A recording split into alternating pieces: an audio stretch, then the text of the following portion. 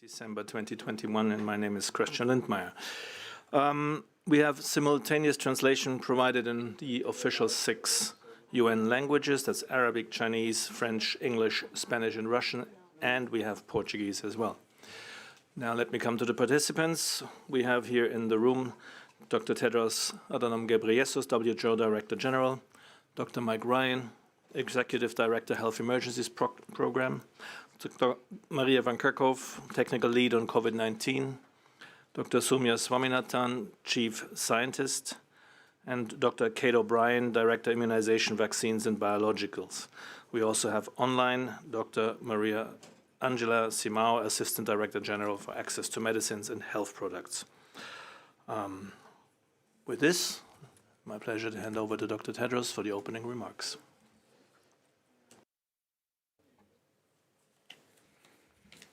Thank you. Thank you, Christian. Good morning, good afternoon, and good evening.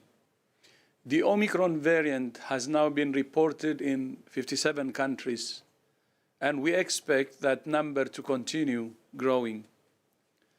Certain features of Omicron, including its global spread and large number of mutations, suggest it could have a major impact on the course of the pandemic. Exactly what that impact will be is still difficult to know. We are now starting to see a consistent picture of rapid increase in transmission, although for now the exact rate of increase relative to other variants remains difficult to quantify. In South Africa, the number of Omicron cases is increasing quickly. However, Omicron was detected when transmission of Delta was very low, so it had little competition. It will therefore be important to monitor carefully what happens around the world to understand whether Omicron can outcompete Delta. For that reason, we call on all countries to increase surveillance, testing, and sequencing. Our existing diagnostics work, both PCR and antigen-based rapid tests. Emerging data from South Africa suggests increased risk of reinfection with Omicron, but more data are needed to draw firmer conclusions. There is also some evidence that Omicron causes milder disease than Delta, but again, it's still too early to be definitive. Any complacency now will cost lives. Many of those who don't die could be left battling long COVID or post-COVID condition, a disease with debilitating, lingering symptoms that we're only beginning to understand. To help us build a clearer picture of the severity and symptoms of disease caused by Omicron, we're calling for more countries to submit more data to our clinical data platform using an updated case reporting form available on our website. New data are emerging every day, but scientists need time to complete studies and interpret the results. We must be careful about drawing firm conclusions until we have a more complete picture. Every day, WHO is convening thousands of experts around the world to share and analyze data and drive research forward. For example, the Technical Advisory Group for Virus Evolution is assessing Omicron's effect on transmission, disease severity, vaccines, therapeutics, and diagnostics, and the effectiveness of public health and social measures. The Joint Advisory Group on COVID-19 Therapeutics prioritization is analyzing the possible effects of Omicron on treatment of hospitalized patients. The Research and Development Blueprint for Epidemics is convening researchers to identify knowledge gaps and the studies needed urgently to answer the most pressing questions. And the Technical Advisory Group for COVID-19 vaccine composition is assessing impacts of Omicron on current vaccines and determining whether changes to vaccines are needed. Once again, I thank the scientists in South Africa who have been working closely with WHO to help us learn more about Omicron. Building capacity across Africa is a key priority for WHO, which is why next week I look forward to joining the International Conference on Public Health in Africa, hosted by the African Union and the Africa Centers for Disease Control and Prevention, which will bring together researchers from across the continent to discuss some of the most pressing scientific questions about COVID-19. Even though we still need answers to some crucial questions, we're not defenseless against Omicron or Delta. The steps countries take today and in the coming days and weeks will determine how Omicron unfolds. If countries wait until their hospitals start to fill up, it's too late. Don't wait. Act now. We're running out of ways to say this, but we will keep saying it. All of us, every government and every individual must use all the tools we have right now. All governments should reassess and revise their national plans based on the current situation and their national capacities. Accelerate vaccine coverage in the most at-risk populations in all countries. Intensify efforts to drive transmission down and keep it down with a tailored mix of public health measures. Scale up surveillance, testing, and sequencing, and share samples with the international community. And avoid ineffective and discriminatory travel bans. I'm also pleased that France and Switzerland have lifted their travel bans on southern African countries. And I urge other countries to follow their lead. To France and Switzerland, merci beaucoup. All individuals can reduce their risk by keeping a safe distance from others, avoiding crowds, wearing a mask, cleaning your hands, and meeting outside if possible, or in a well-ventilated space indoors. And please, get vaccinated if you can. We can save lives from Delta right now.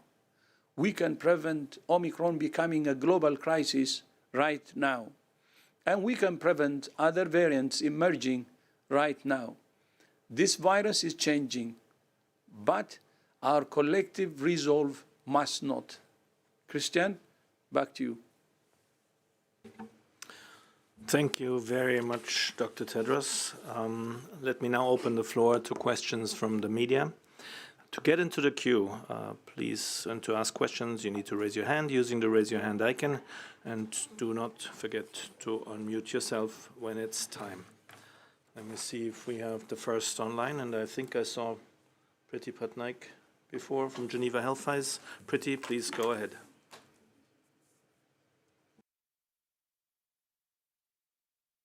Hi, can you hear me? Yes, go ahead. Thank you for taking my question. I had like two related questions. One is, what's the latest on reaching vaccination targets, 40% of inoculating populations across countries?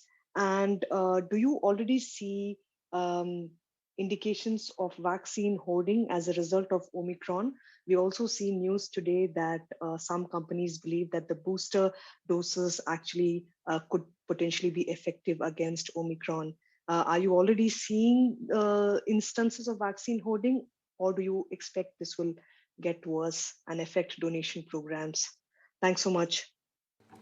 Thank you, Priti. And we start with Dr. Kate O'Brien, Director, Immunization, Vaccines and Biologicals. Thank you for those questions and our concern about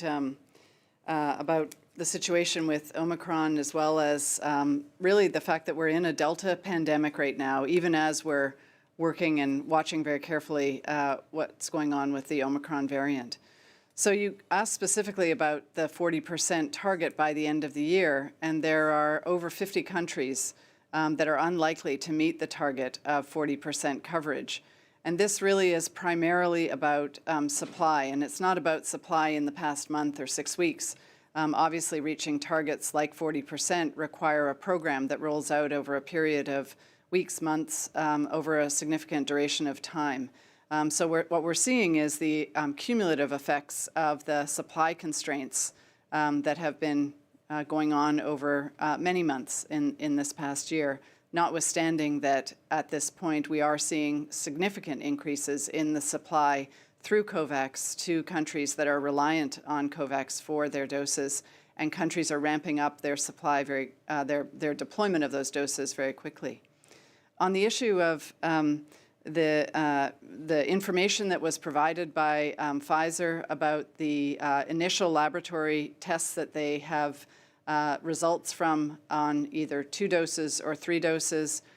We're aware of those results. We're very interested, of course, in the findings that they have. These are preliminary results, and we will look forward very much to not only these, but others. Again, some early reports out of South Africa, also on the performance of the mRNA vaccine, the Pfizer mRNA vaccine. So these are results that are if they prove to be replicable, and they'll provide us with some information about existing vaccines. And I think one of the most important things is that we are still very much in a Delta pandemic, and so assuring that we're getting to vaccinate all people who, especially those at highest risk of disease, with our existing vaccines continues to be the top priority.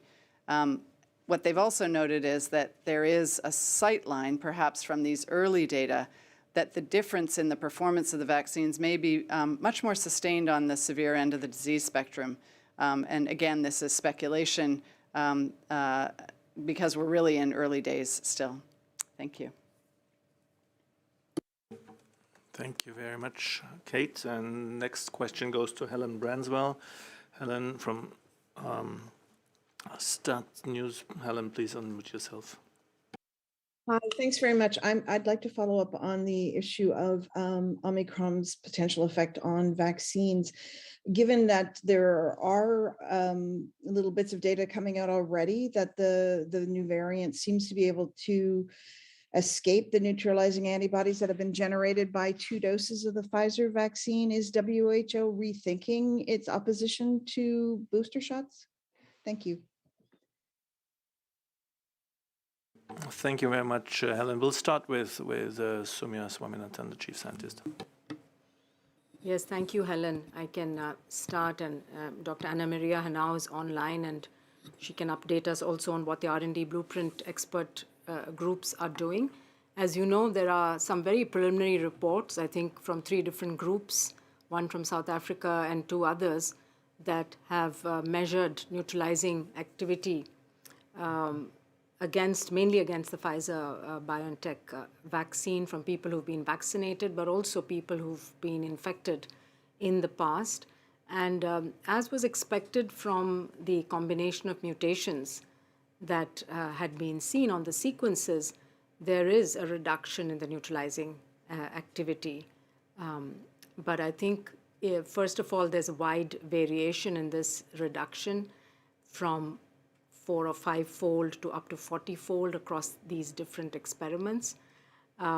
Secondly, the numbers are still very small. These assays, some used live virus, some used the pseudovirus, and so when there's still a lot of work to be done. And then, of course, it's only looking at one element, just the neutralizing antibodies, and we really haven't got information on the effectiveness. So I think it's premature to conclude that this reduction in neutralizing activity would result in a significant reduction in vaccine effectiveness. We do not know that because, as you know, the immune system is much more complex. They're the T cells, they're the memory B cells, And so what we really need now is a coordinated research effort and not jumping to conclusions on, study by study. There will be, I think Dr. Ryan said last time that we are going to see a couple of weeks of everyday new information, new studies. One study is not going to really prove anything. So it's important, in fact, now for this global coordinated research effort, which is exactly what the R&D blueprint is doing. So I'll perhaps Anna Maria might want to add. We just had the consultation on December 6th as well, which laid out some of the knowledge gaps and research priorities and encouraged researchers to really study these in depth. And as you know, this takes a little bit of time, so we'll have to be a bit patient. Thank you. Yeah, and we go to Anna Maria Restrepo. Thank you, Dr. Sumia. So indeed, during our consultation with the experts, we have been focusing on three things: the transmissibility of the Omicron variant, the potential virulence of this variant, and the ability of this variant to evade immune responses induced by vaccines or by prior infection. The three draft manuscripts that have been posted with neutralizing data from Omicron variant are very interesting. They all describe early data, and they are, as it was mentioned, not yet peer reviewed. They all mention significant reductions in neutralization against Omicron, but with a broad range. And I want to emphasize and take this point to say that reductions in neutralization, this 40% doesn't mean 40% reduction in vaccine efficacy. These studies include a small number of samples and need to be followed up. There is variability in the results. The studies also include only a few vaccinated and unvaccinated individuals, some with boosters, some without them. Additional information from other studies, at least 6 we have counted, will be anticipated in the following days. We recognize, as Dr. Sumia says, that neutralizing antibodies are an important piece of information. They play an important role in the control of the infection, but they are only one part of the protection against the severe disease. Once the cells are infected, protection against severe disease also comes from cell-mediated immunity. Sumia mentioned this, and I just want to emphasize that this data, together with clinical data, is critical so that we fully understand how a vaccine will protect against the disease caused by Omicron. Early clinical data, as Dr. Tedros mentioned, suggests that the disease may not be severe, but it is too early and more data is definitely needed. So overall, our experts consider that this emerging data is important information. But before we conclude what the Omicron variant can do and cannot do against evading vaccine immunity, we need more data. Thank you. Thank you very much, Anna Maria Restrepo. We now go to the next, and that's Laurent Sierro from Swiss News. Laurent, please unmute yourself. Yeah, thank you, Christian. Thank you for taking my question. I'd like to come back to what DG Tedros said in the preliminary remarks on the rate of Omicron cases. I understand that it's difficult for now to assess, but in the epidemiological update that you released yesterday evening, there is that huge increase of 79% of cases in Africa for last week. So if we only target last week, do we have an idea on the ratio of what might be attributed to Delta and what might be attributed to Omicron? Thank you. So perhaps I'll start with that. It's a great question. As the DG pointed out, there's a lot that we're still learning about this, particularly on transmission and severity and impact of countermeasures. Your question around, we are definitely seeing an increasing transmission in South Africa, and we're seeing a number of increasing reports around the world of the Omicron variant. There are some challenges in our understanding of how much this is circulating because we do need sequencing to determine if it's the Omicron variant or we have this S gene dropout with one of the PCR assays that gives us a clue of if it may be Omicron circulating. One of the things that we're really looking at right now is how Omicron will circulate in different populations. In South Africa, for example, they had just finished a wave of infection with Delta. And so transmission with Delta was at a very low level. They worked incredibly hard to bring that transmission under control and should be congratulated for that. And with the emergence of Omicron in the population where Delta was low circulating, where it was not circulating very much, Omicron really took off, and it really is increasing in transmission around the country. Now, what we have to look at is how Omicron will unfold in other countries, other populations that have Delta circulating at a high level, and what will actually happen as Omicron, if you will, competes with Delta, and whether or not we will see the same increased growth rate, the same increasing number of cases over time in different populations.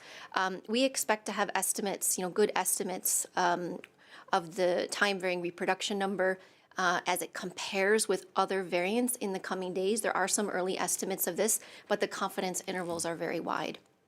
I think one of the things we need to stress right now, and the Director General said this in his speech, how countries react right now in the next days to weeks. I'm not talking about reacting in January or February, but in the way countries react now will determine how Omicron unfolds, no matter what we find out in terms of its transmission, its severity, its impact on our countermeasures. So we can't stress enough how important it is to act fast, to act robustly, and I don't mean lockdown. We mean using proven public health tools to drive transmission down in areas where transmission is high, and to keep transmission low in areas where transmission is low, because it still is quite a diverse situation around the world. And Delta is dominant still globally. So the situation will unfold in the coming days and weeks. And I think we all have to recognize, as was highlighted in the last question, it will take some time for us to get some answers. But as the experts work and release this information to us, we will update you as regularly as we can to give you information and update on what needs to be done. But we cannot emphasize more that we're telling countries not to wait, but to act and to accelerate vaccination, because the vaccines work against Delta. And even if there is reduced efficacy for Omicron, it's still better to be vaccinated than not. So those of you who are out there who may be hearing all of this information, it may sound scary, it may be confusing, but as the experts are working this out, what's important is what you do, and you keep yourself safe, and you take measures to reduce your exposure to the virus, no matter what variant is circulating where you are, and you get vaccinated when it's your turn. And we work very hard to increase vaccination coverage in those who are most at risk in all countries. Thank you very much, Dr. Van Kerkhove. With this, we move to the next question, and it goes to Kai Kupferschmidt from Science. Kai, please unmute yourself. Thanks a lot for taking the question. Let me ask a short question or a small question, a big one. The small one is just, do we have any data on secondary attack rates at this point, just in terms of the transmissibility of Omicron? I'd be curious what we're learning on that front. And then the big question, I know we're in the middle of this and we all want to look forward, but I'm realizing more and more we don't have the luxury, waiting until this is over to learn some lessons. So I would really appreciate it, if you could take a quick look back and say, why are we in this situation again? What went wrong? Why didn't governments, for instance, once again, act earlier in this wave? Indeed, a long and a short question here. Let's start with the maybe easier one first. So Easy. Neither one of those are easy questions, Kai, and they're not quite short questions either, and I think you know that. But they're good ones nonetheless. We do expect to have some secondary attack rates coming from countries, I think, on Friday. The studies are unfolding right now in countries in South Africa, but also in the UK and elsewhere. And I believe some of that information will be released on Friday. And what those household secondary attack rates will look at are, they'll compare the secondary attack rates for individuals who are infected with Omicron and how many people in that household are infected from one infected individual compared to Delta. But you also have to recognize, and I'm sure you know this, that some of the early data may be a little bit messy in the sense that we won't be able to control for all of the factors, and those early estimates of a secondary attack rate may change. And I can remind you that the first issuing of the secondary attack rates for Delta were actually reduced over time as more data came online.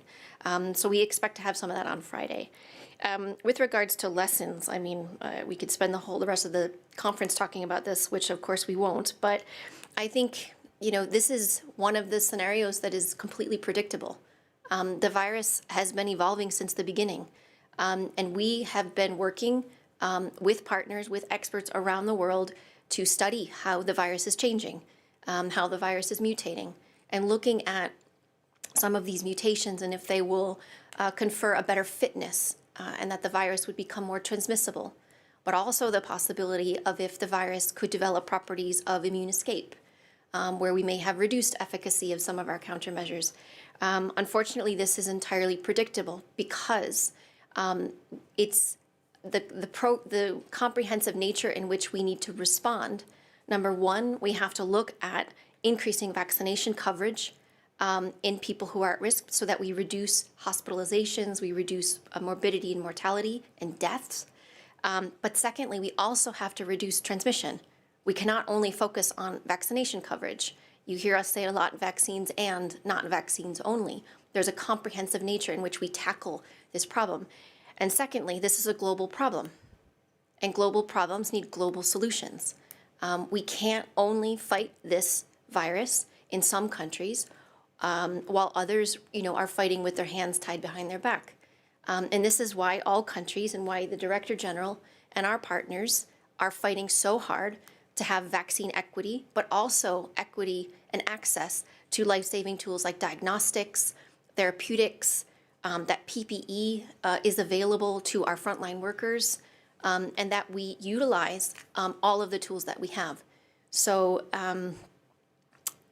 this pandemic will last as long as we allow it because we're not using the tools most effectively, but it's never too late to turn it around. So I think we have to also think that as well, that there is hope to turn this around. And again, as much as we can act and as strong as we can act against Delta, it will benefit Omicron and any future variants that emerge.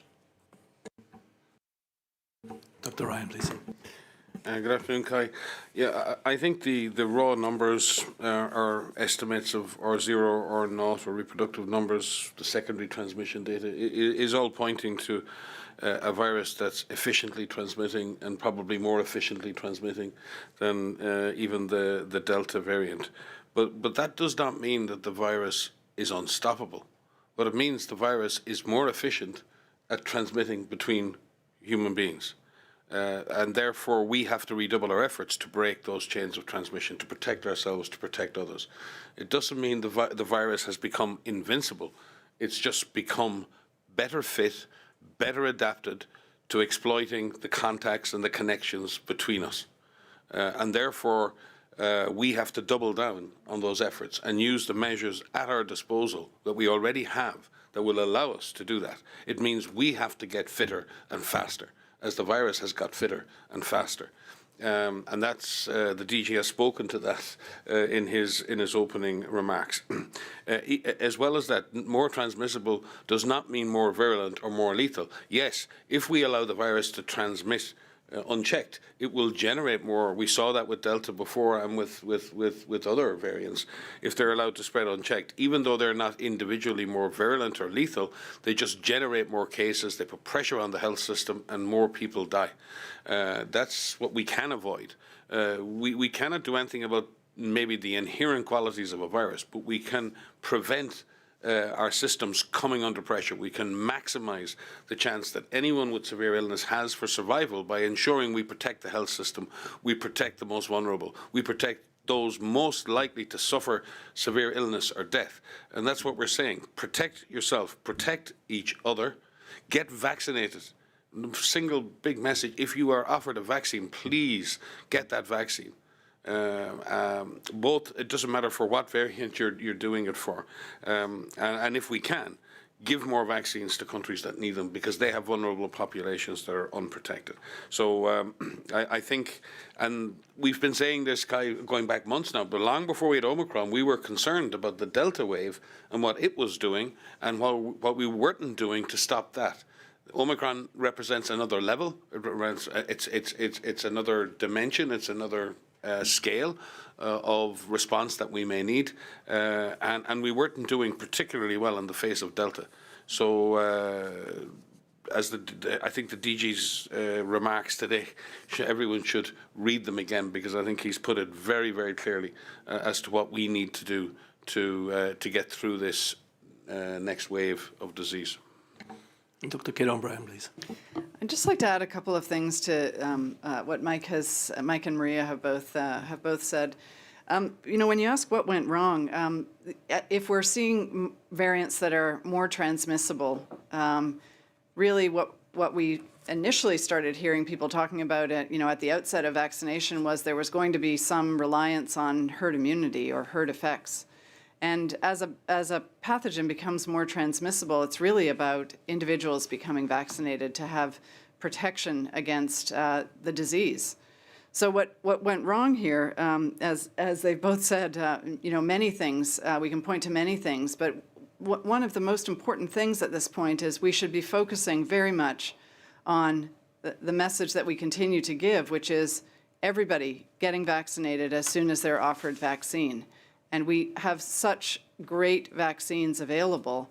And even with Omicron, I don't think anybody expects that the vaccine is going to, even in a worst case scenario, would have no effect on the variant. So I think it's really important for everybody to understand that as we're talking about Omicron and the vaccines, we're talking about what adjustments there are, what changes there might be, but we're not talking about vaccines that would become ineffective entirely. So I think this is a really critical point. And as a virus becomes more transmissible, it makes it ever more important that every individual who is offered vaccine actually gets the vaccine. We can't be relying on the concept, the idea that somehow other people being vaccinated is going to protect others in the community who are choosing not to become vaccinated. Thanks. Thank you. Next question goes to Christiane Ulrich from DPA. Christiane, please unmute yourself. Thank you, Christian, for taking my question. This goes back to studies coming out of South Africa that points to maybe a milder version of disease with the Omicron variant. Scientists tell us that this has to be taken with a measure of caution because the population in South Africa is a lot younger than the population in my own country, Germany, and has a very high baseline immunity from previous infections. So this might not translate into a similar mild disease case in Northern European countries. Would this not be the time for you to adjust your advice against boosters? Would this not be the right time to tell countries with older populations that it might be a good idea to administer booster shots at this point? Thank you. Thank you very much, Christiane. The first part we touched upon, but worth reiterating, Dr. O'Brien. What's really important about vaccine schedules and optimizing vaccine schedules is to follow the data. And SAGE has just met yesterday to do an intensive review of data on booster doses. And we will be following through on their conclusions out of that review. And the data continue to roll in. What I think is really important is that no matter which way you look at it, primary doses always outperform booster doses for people who are at risk. The primary attention here has to be on assuring that everybody who has not yet had a primary series of vaccination has access to that vaccine and gets vaccinated. We're in a two-track pandemic, largely, with those who are getting disease or those who are unvaccinated for any dose. So that has to be the absolute primary attention that the world is focused on, including countries that have high access to vaccines, to assure that that supply is getting to those places in the world that have still not had adequate supply over these many months. And of course, that supply is ramping up now, but that has to be our firm attention. The evidence on booster doses, it shows that for the severe end of the disease spectrum, the performance of the vaccines is holding up very well with some minor reductions in the performance of the vaccines. And on a more mild end of the disease spectrum, some further reductions in the performance. But given that the focus here is firmly on the protection against hospitalization, severe disease, and death, these primary doses to those who have not yet been vaccinated really has to be the priority. We'll continue watching the evidence very, very carefully and providing recommendations that optimize how vaccines can best be deployed to address the pandemic to close it down. Thanks. And Dr. Swaminathan, please. Just to add, because Kate mentioned the data and that we follow very closely, the data from country after country after country is showing that the people who are in the ICUs, the people who are severely ill, and the people who are dying are the unvaccinated. And so I think the message is loud and clear that it's a primary course of vaccination that is going to protect against severe disease and death. That has to be our goal. I mean, that has to be the first goal, and we were hoping to have achieved that by vaccinating the priority populations across the world in every country in the world by the end of 2021, so that we could have reduced the deaths, because the deaths are going to be in those vulnerable groups that are at high risk of getting ill from COVID. And unfortunately, even in countries that have adequate supplies or more than adequate supplies, there is still a substantial proportion of people who have not been vaccinated, 30, 40, 50% complete course of vaccination. So the boosters, unfortunately, are probably not the solution to this.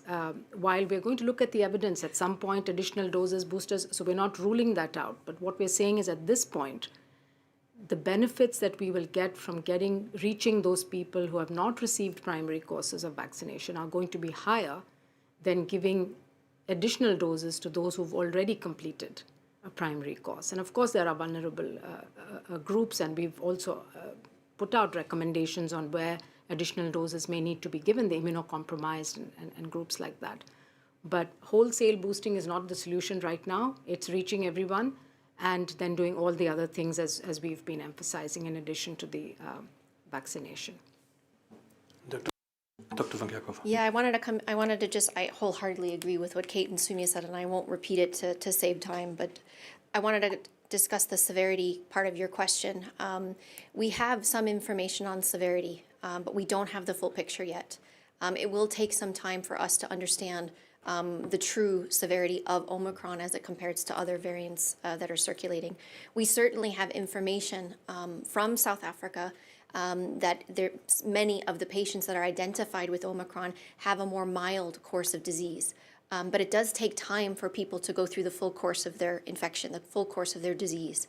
And we do know that the variant, if it can reach vulnerable populations, if you have underlying conditions or of older age and you're not vaccinated, you could develop severe disease, or there's a much higher risk of developing severe disease. So it's too early to tell.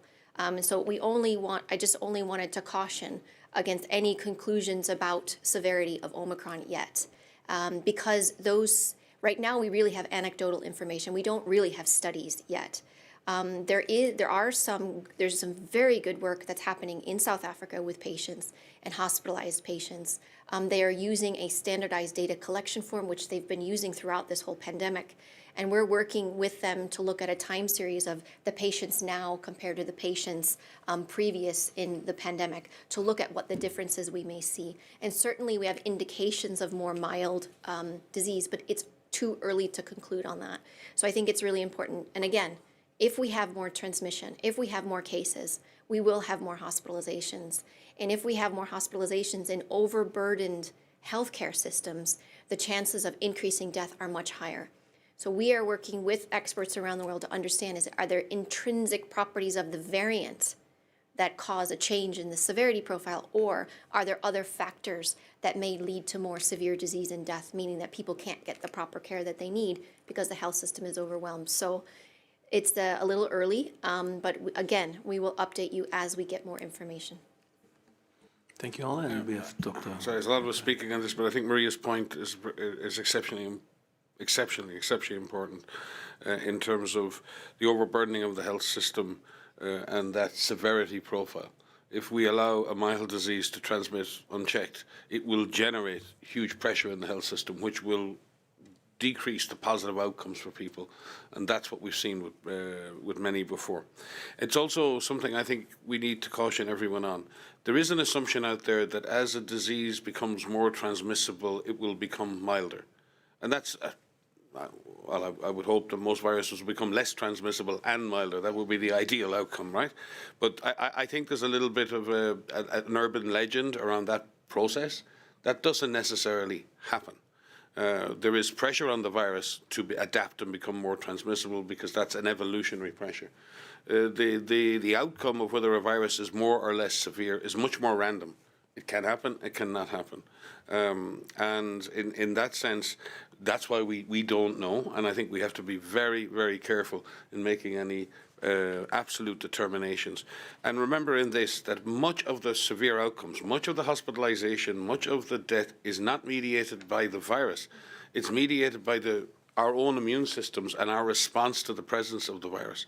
So in a sense, some of the most negative outcomes here are more to do with underlying conditions, diabetes, hypertension, and other factors that make the course of the illness more severe for a certain group of individuals. And therefore, they're locked into the system in the sense. So therefore, I don't expect, in general, in viruses to become milder. Just it can happen randomly, but it's not a process that a direction that as a disease becomes more transmissible, it becomes milder. And I think, we should have hope, and everyone should have hope, and we should hope for the best outcome. But in this particular case, hope is not a strategy, and we need to be very, very careful on making any final determinations on severity. Thank you all very much for very important points here. And we move to Denise Rowland from the Wall Street Journal. Denise, please unmute yourself. Hi, thank you for taking my question. It's about vaccine equity. I mean, it's clear that a lot needs to be done to improve the situation. I wondered in particular, what the vaccine manufacturers could be doing to help this. Are there things that they could be doing already that they're not doing yet to improve vaccine equity? Thank you. Thank you very much. Again, I can start. I think that's a great question. And this is something we've been talking about also for some time. And just to put some faces on the previous figures, we were talking about people still not being vaccinated around the world. Only 1 in 4 healthcare workers in Africa has been fully vaccinated. And there are large numbers of older individuals and people with underlying illnesses that have not. So we need to remember that there are lots of people out there taking care of others, actually, who haven't received shots yet. So what can manufacturers do? Well, the first thing they can do is to have work with COVAX in providing some transparency and visibility on supplies, because one of the challenges has been for countries to not know how many vaccines they'll receive and when, so that they can plan their vaccination campaigns. And then everyone ends up blaming those countries for not absorbing those vaccines and using them fast enough. The second is that they arrive sometimes with short expiry dates, 1 month, 6 weeks. Again, it's very unrealistic to expect a country will be able to use a large volume of vaccines with short expiry dates. Thirdly, some of the companies have taken a long time to have the indemnification and liability negotiations with the countries, despite COVAX really making all attempts to standardize a language and to facilitate this process. And then, of course, they should be prioritizing COVAX. COVAX is the global mechanism for supply of vaccines to all countries, both the AMC countries that get the donor-funded doses, but also the self-paying, self-purchasing countries. And we have not seen that happen. We've seen manufacturers delayed their shipments to COVAX, while we know that they're supplying other buyers, countries. So, and then finally, of course, we would very much like manufacturers to enter into technology transfer arrangements, either bilateral voluntary technology transfer or work with the WHO, multilateral technology transfer hubs. Let's expand manufacturing capacity. Let's build and strengthen that capacity in parts of the world that currently do not have it. So these are some of the things they can do, and I don't know if anyone else wants to add to that. We also have Dr. Simao online who wants to come in, Senior Advisor to the Assistant Director General Access to Medicines and Health Products. Dr. Simao. Thank you, Christian. Thank you. And just complementing what Dr. Sune was saying right now, it's not only the sharing. I think it's super important right now because the situation we are seeing is not an equitable situation, and we need to change it for 2022. And it's not only the sharing of technology and know-how, but also the sharing of intellectual property, right? And we do have mechanisms to do that on a voluntary basis, to have public health-oriented licenses to the medicines patent pool using the COVID technology access pool, which is the CEPA, which is a WHO initiative prompted by the President of Costa Rica. So we have the mechanism in place that can help the manufacturers to find the legal arrangements that are necessary to do the voluntary license to the medicine patent pool, and also to arrange the technology transfer so that we can speed up the process of local production in different regions in the world. Thank you. Thank you very much, Dr. Simao, and Dr. Mike Ryan, please. There was a very specific question: what could manufacturers and industry do now, and we're in the face of Omicron? And I think this is, a very important moment. For 70 years, we've worked with industry and manufacturers in producing a really careful twice-a-year process with manufacturers in partnership to identify new vaccines twice a year for the northern and southern hemisphere. We develop new vaccines, candidate vaccines, against particular avian flu strains that emerge over time. This is a partnership that works extremely well. When the public service, governments and multilateral institutions work with industry, where the public, the citizens of the world, get to decide what's made on their behalf and what's manufactured on their behalf. And this has been a hugely important collaboration over many years, where industry are our partners, not our masters. And we need to reproduce that now. We need the discipline and the science to bring the data together, to engage with industry, and we're doing that through the R&D Blueprint for Epidemics. We're doing that through the meetings we held today with the Technical Advisory Group on COVID vaccines. We want to see that partnership work. But we want to see good decisions made based on good data, based on good science. We want that to happen quickly. We want that to happen fast. But we need publicly driven decision-making regarding any shifts or changes to vaccine development or production, and we want, as I said, our partners in industry to move with us on that journey. SARS-CoV-2 and COVID-19 is going to be around for a good while longer, and other variants may emerge. We need a systematic process of working with industry so we don't have a chaos, a circus of everyone doing what they think they should do and nothing being coordinated. This would be the worst possible outcome for the world. So this is a real test. Can we behave coherently? Can the public and the private sector act together in unison in the service of the citizens that we all say we are here to serve? Looking around, do we have more comments? Dr. Kate O'Brien, please. I just want to add, you asked a question about the vaccines and the manufacturers of the vaccines, and I think we also need to make a specific point about the syringes to actually deliver vaccines. There is a syringe shortage, and this is an absolutely critical part. A vaccine doesn't save anybody's life, only vaccination does. And we can't deliver the vaccines into people's arms unless there are the syringes that are the right kind of syringes, syringes that are safe, syringes that are appropriate for a vaccine, and syringes that can actually be deployed in countries where they're needed, when they're needed, in the volume that they're needed.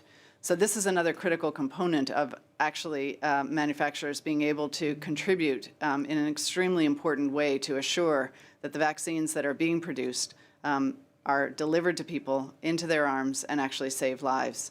And we have to have an intensive focus on this, which we are doing along with UNICEF, to work directly with the manufacturers of syringes to assure that they are available in the time and the place and the numbers to make sure that the program functions as it should.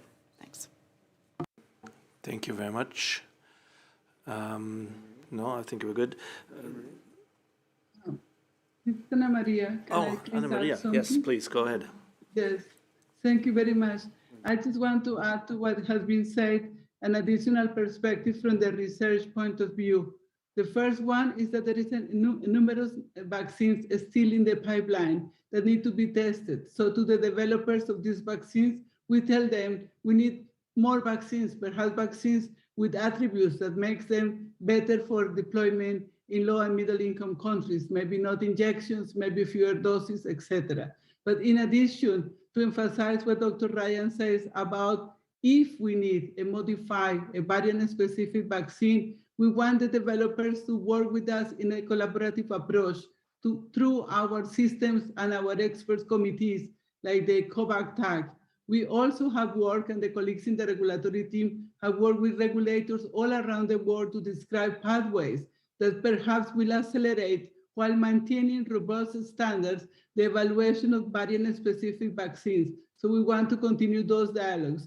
And finally, if we are going to test vaccines, we should focus not on booster dose vaccines, variant-specific vaccines, just as booster doses, but as many people in the planet still remain without receiving one dose, we also have to test variant-specific vaccines among people who have received no doses. Thank you. Thank you very much all now. We'll go to a new visitor in our press conference, and that's Kenneth Kendolf Haug from the Norwegian broadcaster. Kenneth, please unmute yourself. Thank you. Can you hear me?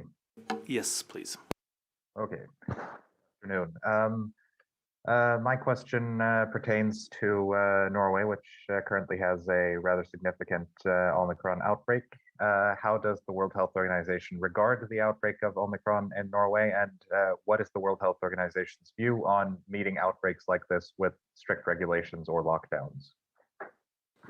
Thank you very much, Kenneth. I'm sure we have individual expertise here on the country.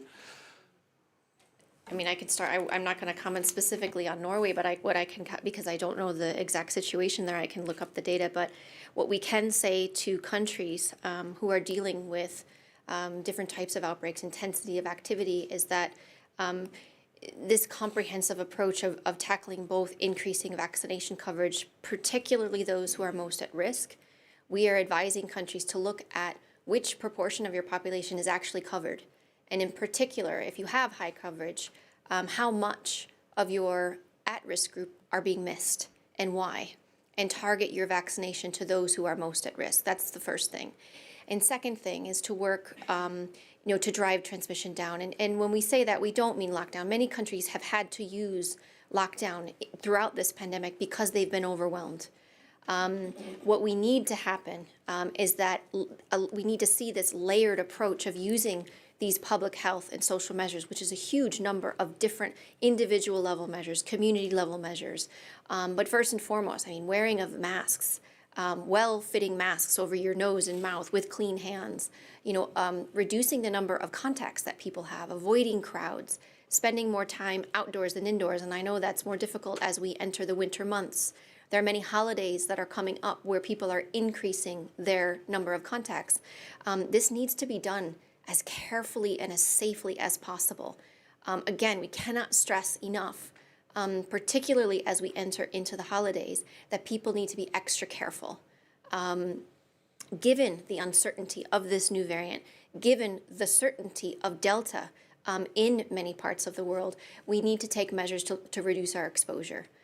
We also need governments to look at their plan, look at what they're doing, look at the data that's coming out from all of the systems that they've worked very hard to put into place, make sure that those are strengthened, check in with your workforce, because we know many people in the workforce are leaving in droves because they are absolutely exhausted after 2 years of dealing with COVID and going into a third year, and making sure that the public health systems in place are really strengthened. Taking measures to improve ventilation in the places where we work, where we live, where we study, is a combination of factors.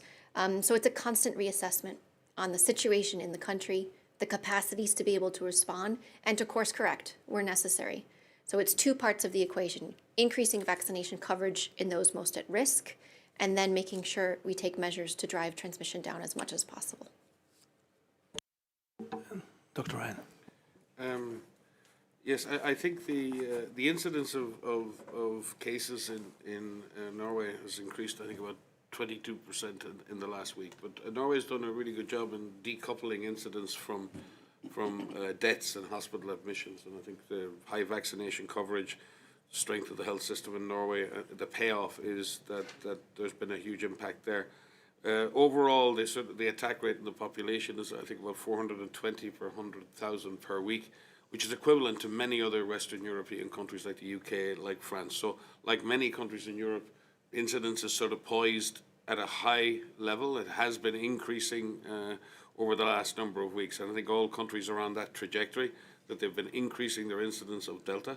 I know that there has been we've had a verified report and a notification of the presence of the Omicron variant, but it's not determined as yet whether there's local transmission in Norway. So I would say Norway is very much in a typical position of a Western or Northern European country right now. High transmission or intense transmission of the Delta variant in the context of a well-vaccinated population, lower numbers of deaths. But obviously, the issues that will arise potentially with Omicron will put potential pressure on the system in the coming weeks. It remains to be seen. Thank you both very much. Now we've come up to the hour, and I thank you all for your participation.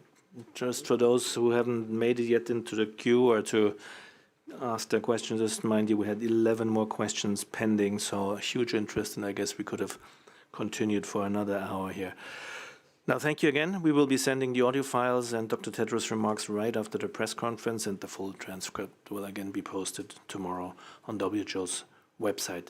I thank you all very much and hand over to Dr. Tedros for the closing.